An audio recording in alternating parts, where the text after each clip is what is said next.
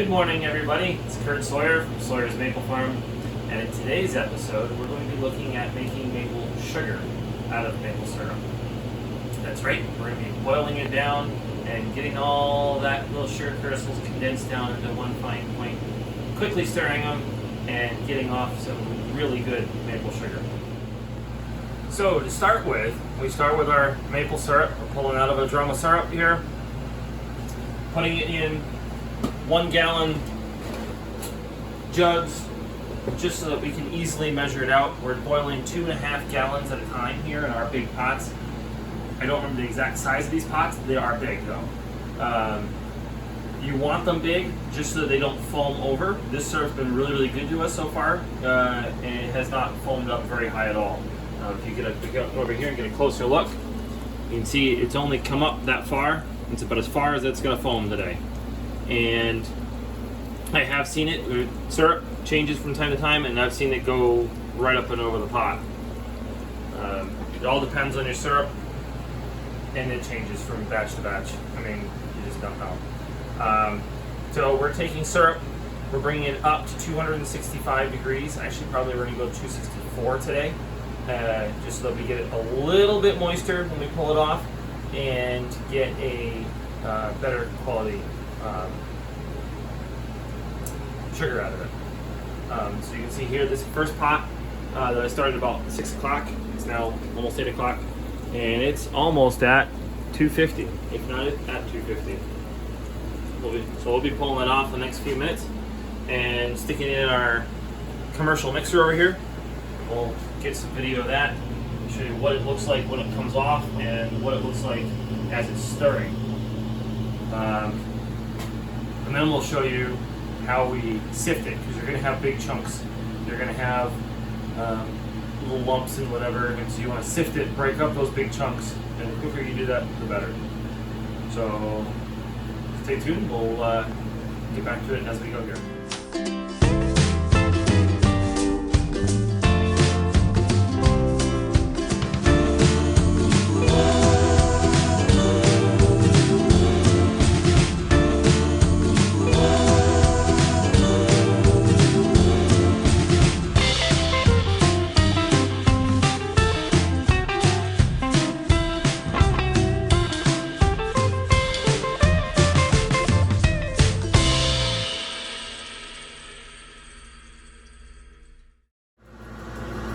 So we just took a pot off, stuck it in our big commercial mixer here. I think it's like a 32 quart or something like that mixer, which is stand back just in case that splatters. It's really hot. I don't want to get 3rd-degree burns.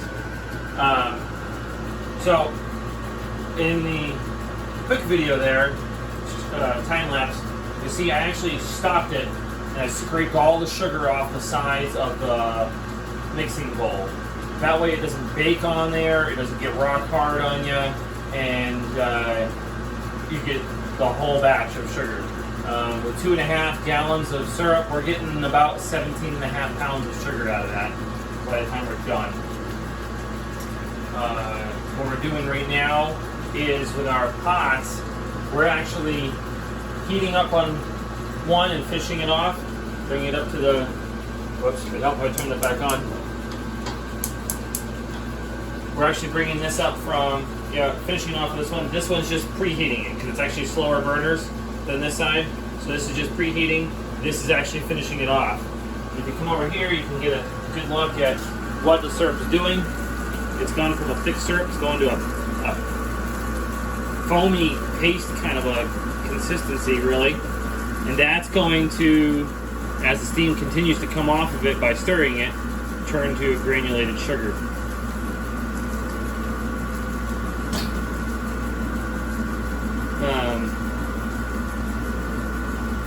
Yeah, see how that's turning? It's already changing color.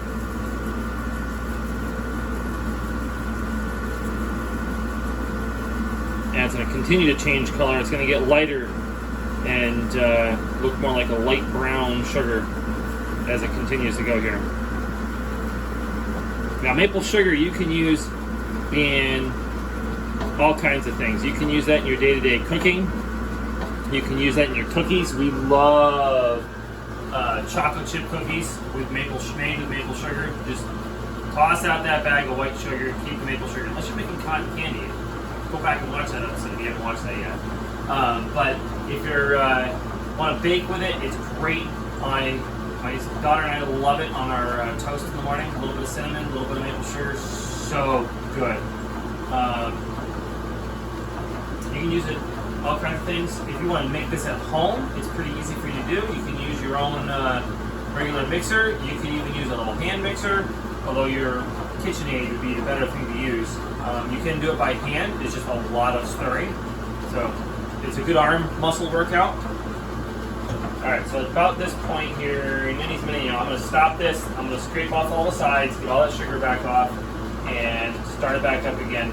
And I'm going to run it until I see the steam stop coming off. Now there's still moisture in there, but with the sifting process we're going to end up essentially keep stirring it a little bit more as we go, and I don't want to get too much moisture off because it gets dry, and when it gets dry it tends to harden up again, and so you'll have this granulated sugar that then, once you put it in a container, turns into this rock hard lump that you then have to break up and get it back to its granulated form. It's kind of annoying.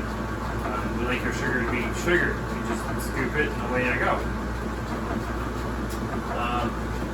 Yeah, see? Now, come take a close look. Always unplug your mixer when you do this. There are multiple safeties here. Like, this can't run if this isn't closed. It also can't run if the bowl is way down, which I did. So. But even still, with multiple safeties, better safe than sorry. You don't want to come screaming into the house saying, "Wife, hi, I just lost an arm." Not fun. Not that I've done it before, but it doesn't sound like fun to me, so I like to be on the safe side of things. Then we just close that back up again, plug it in, finish the job. See, still got lots of moisture coming off of that. I am in a environmentally controlled room here. We got a dehumidifier running. We've actually got an AC running. That's why I'm having to talk over all this machinery here. AC is actually not quite big enough for what we're doing here. I mean, we're cooking things we're bringing the syrup up to 265 degrees, but I'm sure the burners are a lot hotter than that. What I don't know exactly for temperature-wise, but I know it's hotter than that. So when I'm done with this and the steam's done coming off, I'm going to take it, I'm going to dump it into my bowl so that then the mixing bowl is ready to go back on here just in case I've got a second batch that's chasing me. That does happen every once in a while where you get one going, you get it off, you get it mixed and turn to sugar, you dump that back in there, you get the pot back on, and the next pot is ready to come off of the stove and go into the mixer. So that does happen. It's a little stressful when that happens because now you're being chased and you don't even have time to go sift your sugar. But we try to time that so that doesn't happen very often. And yeah, it's looking really good. Come get a quick close-up of this. That's good looking sugar right there. That's what you want to see. You want it to turn like that. Not all syrup is good for making sugar. Some syrup has a lower invert sugar count on it, and it just won't turn. It'll burn on the stove, but long before you even get to the 265. Or if you do get it off, it'll go in the mixer and it'll never reach this point. It'll just get this thick, syrupy, pasty consistency and never go beyond that. It'll never actually fully crystallize and turn to sugar. Alright, so now we are pretty well done with the steam. So I'm going to take that off. Just kind of scrape this off so I don't make a mess when I pull the bowl off.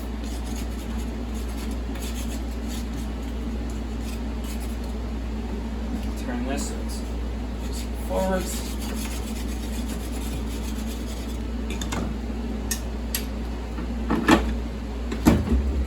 Down.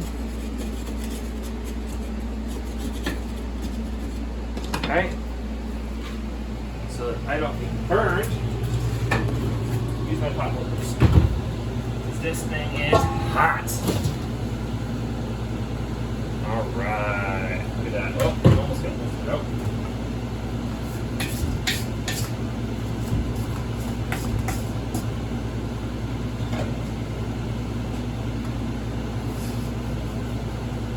It's okay if you do end up with a little bit of sugar left at the bottom of your mixing bowl, because that just helps speed the process along for your next batch to crystallize. Get that all prepped in. Get your mixing head back out of the way so that it doesn't splatter syrup up and out. And then you sift it. Now, we used to do it the hard way, and we had a little sifter in our other bowl. We put our sugar in it, and then we had to sift it all by hand. And it took us quite a while, a lot of work. My wife's over here shaking her head. And my buddy Dale had found this. Some Amish guys out his way over in Michigan made this, and I said, "All right, what are you using, dude?" And he sent me a video, and I was like, "That is cool." I said, "Can I get one?" So we did some horse swapping. He needed something. I had something that he wanted. So I sent him I think it was a sap pump or something. Look at that. It makes it so easy. So we get 3-4 scoops in there.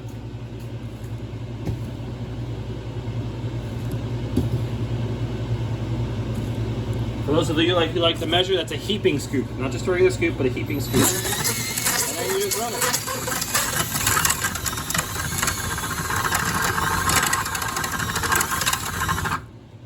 And for those of you worried that I'm using a DeWalt drill in here in a nice commercial kitchen, have no worries. This drill was only used one season to tap trees, and tap trees only. It has since been cleaned up, and this is all it does. It is just this.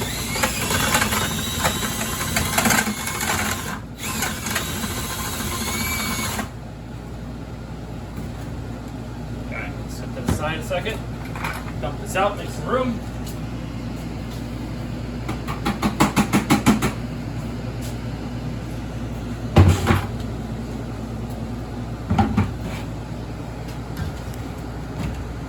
How quickly you can sift sugar with this rig. So, if you guys want one of these, go to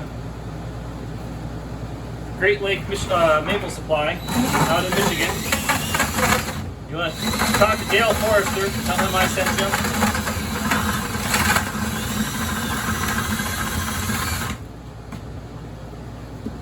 You'll be much happier for it, because boy, this saves a lot of work when you do this. And then the other thing by doing this is, by getting to it and sifting it really quickly, is all these bigger chunks here that are starting to chunk up will harden over time as they cool. So if you get them now,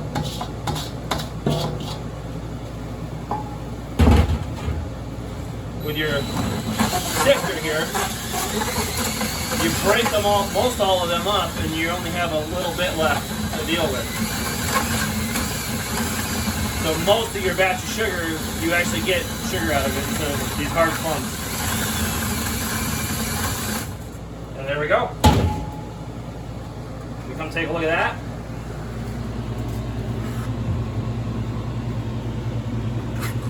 Okay, that's what we got for chunks left over. We'll kind of sift out some of the loose sugar out of there.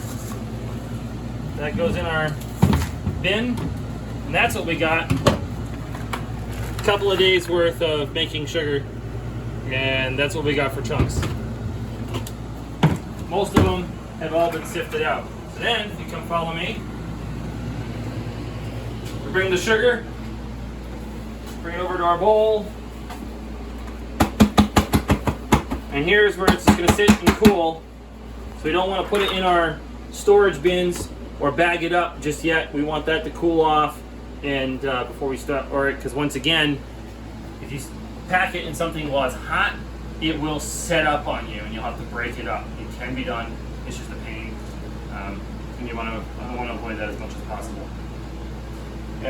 That's pretty much making sugar in a nutshell. If I forgot anything, I'll try to write it up in the comments, or maybe we'll extend this video if I haven't got it all. Hope you guys enjoyed. Don't forget to like, share, and subscribe, and we'll see you on the next episode.